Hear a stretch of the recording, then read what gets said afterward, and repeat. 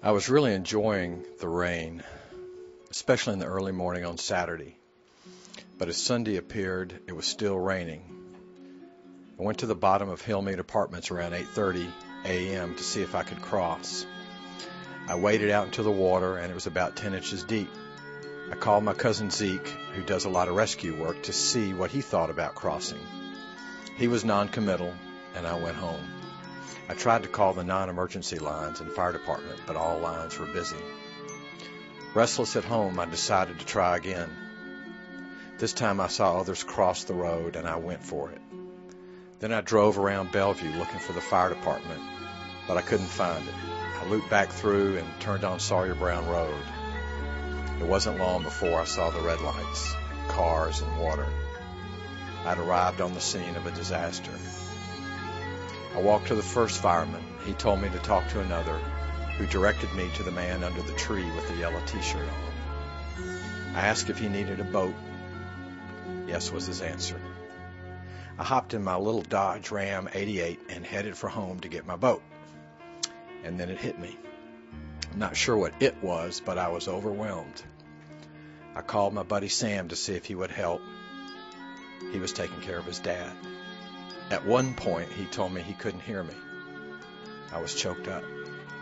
I told myself I had to get all the crying out now, that I had work to do, and these people didn't need to see me upset. Got to the house, found my keys, packed some ham, and headed out the door in my raincoat, shorts, and Tevas.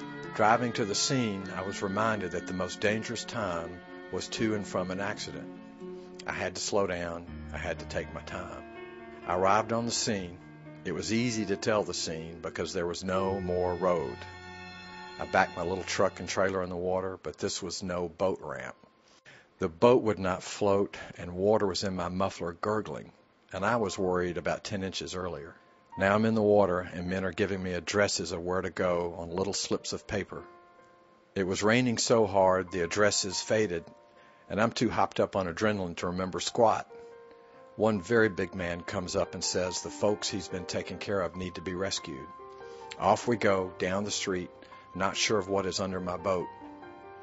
Thankfully, I brought a camera because words could not express what I was seeing. Taking a right in my boat at the stop sign, I saw water up to roofs, cars submerged, weird stuff floating in the water. The man wants me to head off across an open expanse of water to find his people. There was no way to get there through the trees and across the Harpeth River. I'm not crazy, and I've seen enough bad water where the inexperienced have died. We circled back and followed another boat to the River Plantation Clubhouse. There were soaked people everywhere, needing a ride to safety. Young kids, dogs, old people, scared people, not sure how bad their loss was. I tried not to say anything stupid. I told them my name, asked theirs. A few smiled. We got to dry land. The big man stayed behind to find another way to his people.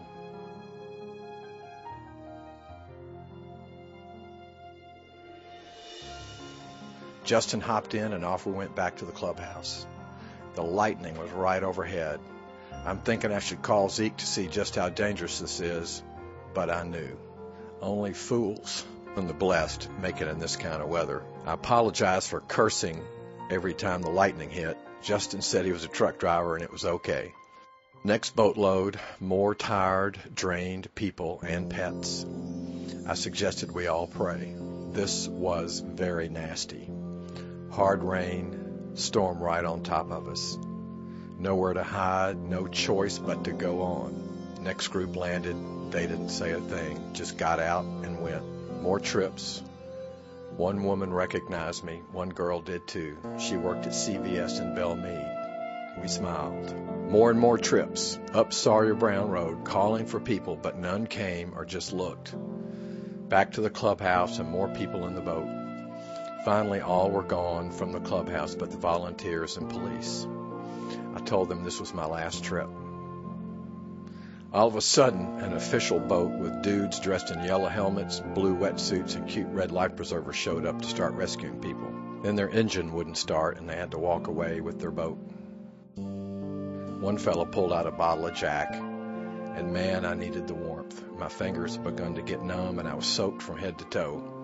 Finally, the police and others got in, and we went back to the drop-off point. I dropped everyone off and decided to go back just one more time. One man who rode with me jumped off to go look for family. Finally, he came back, but couldn't find them. A policeman with a white helmet on got in, and then we saw the 90-year-old gal needing a lift. Slowly and carefully, we positioned the boat against the rock wall, and they lifted her in. She was cheerful and so happy to have a ride to safety. As we pulled into the landing, news crews were there, and I disappeared back into oblivion. There'll be no plaque, no ceremonies. A friend said I did it because I was worried about people. I'm not sure that's it. I just wanted to help, and I knew I was good with a boat. Thanks God for saving us again.